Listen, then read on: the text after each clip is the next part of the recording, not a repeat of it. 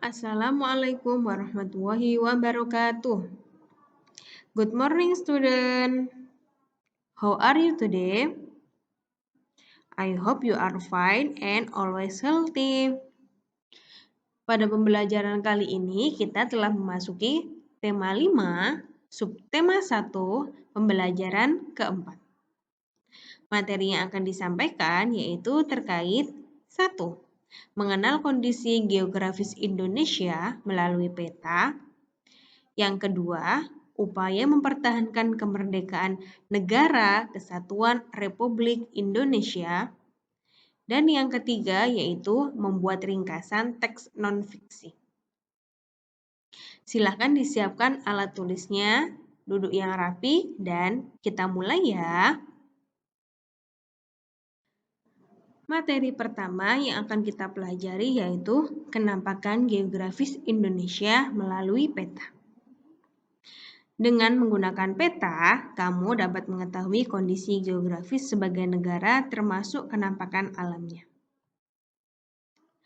Kenampakan alam yang terdapat pada peta antara lain samudera atau laut, sungai, danau, rawa, gunung, dataran rendah, dan dataran tinggi. Dengan mengetahui kenampakan alam, kamu juga dapat mengetahui potensi sumber daya alam yang tersedia dan mata pencaharian penduduk yang ada di sekitarnya. Bentuk kenampakan alam pada peta digambarkan dalam bentuk simbol atau warna. Bisa kalian lihat seperti contoh berikut ini ya.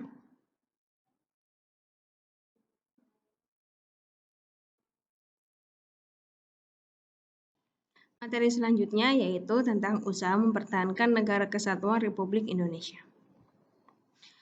Pemikiran tentang pentingnya persatuan dan kesatuan bangsa untuk mewujudkan negara yang berdaulat tidak lepas dari pengaruh berdirinya organisasi Budi Utomo.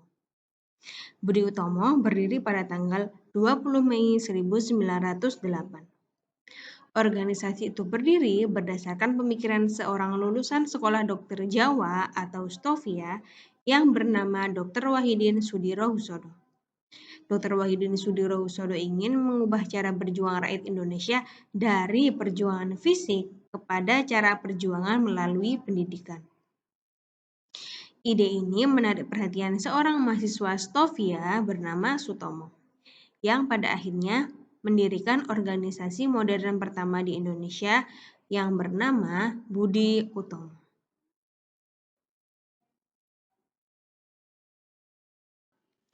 Nah, anak-anak, setelah Indonesia merdeka, kita sebagai warga negaranya harus bisa mempertahankan persatuan dan kesatuan bangsa Indonesia. Dengan cara 1. Saling menghormati dan menghargai. Kita harus biasa menghormati yang tua dan menghargai jasa para pahlawan kita. Yang kedua, menghargai hak dan kewajiban antar anggota masyarakat. Kita tidak boleh memaksakan kehendak kita terhadap orang lain. Dan kita harus bisa menghargai hak dan kewajiban orang lain. Yang ketiga, bergotong royong melakukan berbagai kegiatan. Jika di rumah kalian ada kegiatan gotong royong di kampung, maka yang kita lakukan yaitu membantu dan ikut serta dalam bergotong royong. Yang keempat, memiliki sikap peduli terhadap lingkungan sekitar. Kita tidak boleh acuh tak acuh ya. Kita harus memiliki sikap yang peduli.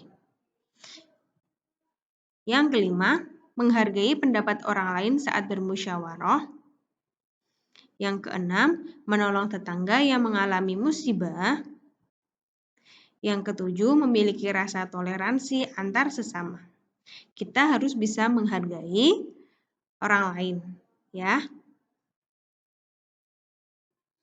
Seperti para pahlawan kita yang terdahulu, yaitu Dr. Wahidin Sudirohusodo dan Dr. Sutomo, beliau yang telah mendirikan organisasi bernama Budi Utomo.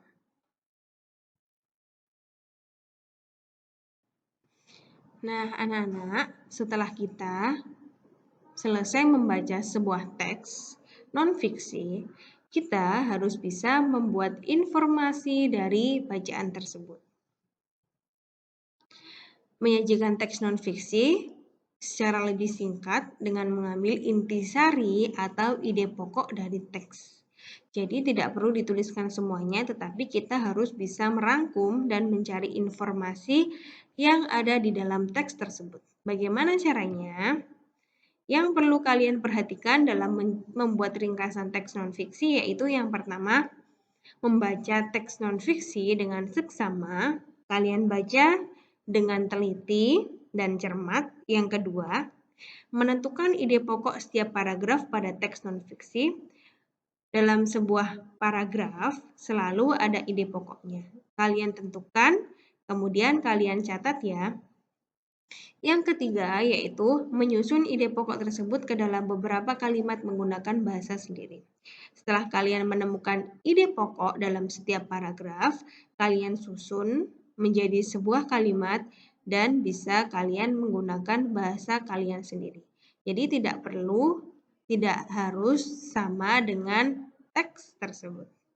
Dan yang terakhir, memperhatikan pemilihan diksi dan ejaan sesuai dengan EYD.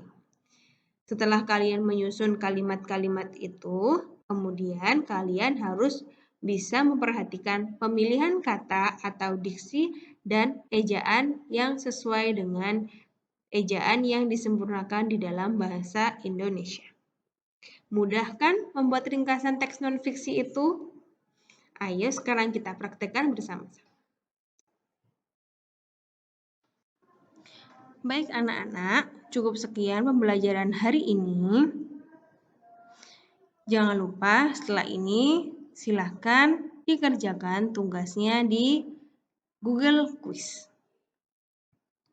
Ustazah akhiri, wassalamualaikum warahmatullahi wabarakatuh.